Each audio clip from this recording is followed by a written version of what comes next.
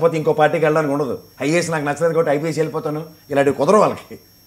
మా అయితే సెలవు పెట్టి వెళ్తారు, లేదా డీజీపీ ఆఫీస్కి అటాచ్ చేయించుకుంటారు. ఇప్పుడు ఆయన జరిగింది అదే. ఆయన మాకు సెలవు పెట్టడం. ఇక్కడ బొత్స గారు ఉన్నారు, ఆయన గౌరవ కలెక్టర్ గారు. ఆయన ఈ తలకాయ నొప్పులు భరించడానికి డాక్టరేట్ చేసుకోవడానికి వెళ్ళి చదువుకొని వస్తాడు ఆయన. నాకు ఒకసారి అనిపిస్తుంది, ఇలాంటి గొప్ప వాళ్ళు ఎందుకు చదువుకోవడానికి వెళ్ళిపోతారు ఇంత బ్యూరోక్రాట్ వ్యవస్థలో. ఇలాంటి ప్రెషర్స్ తట్టుకుని పోతే శుభ్రం డాక్టరేట్ చేసుకొస్తే ఇంకొంచెం మళ్ళీ వాళ్ళకి ఎక్కడికి ఏమవుతుంది. ఈయన ఇంకా ఆవేశంతో పాపం రాజీనామా చేశాడు, కానీ ఎక్కడికో ట్రాన్స్ఫర్ పెట్టుకుని లాంగ్ లీవ్లో వెళ్తే సరిపోద్ది. అలాంటి దేశానికి ఉపయోగపడే వ్యక్తులు సార్ ఇలాంటి వాళ్ళు. సో ఈ కాంటెక్స్లో ఇప్పుడు ఆయన పరిస్థితి ఏంటండి? మరి ఆయన ఏమో లీవ్లో వెళ్ళారు, మళ్ళీ వస్తాడో రాడో తెలియదు.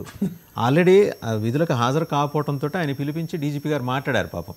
అంటే మరి హెడ్ ఆఫ్ ది ఇన్స్టిట్యూషన్ ఆయన మాట్లాడాలి కదా. ఇప్పుడు మనం ఆర్గనైజేషన్లో రిజైన్ చేస్తాం, ఏం బాబు నీకు జీతం తక్కువ, లేదంటే ఏంటి నీ ప్రాబ్లము, నేను ఖచ్చితంగా అడ్రస్ చేస్తానని ఒక మేనేజ్మెంట్. అంటే పాపం డీజీపీ గారు ఏంటంటే మానవీయ కోణంలో no don't take hasty decision, కానీ ఆయన ఎందుకో కన్విన్స్ కాలేకపోయారు. ఎందుకంటే ఆ ప్రెషరు, ఆ టెర్మినాలజీ, ఆయనతో మాట్లాడేప్పుడు ఉపయోగించిన భాష, ఒక ఇద్దరు మందులు మాట్లాడారు.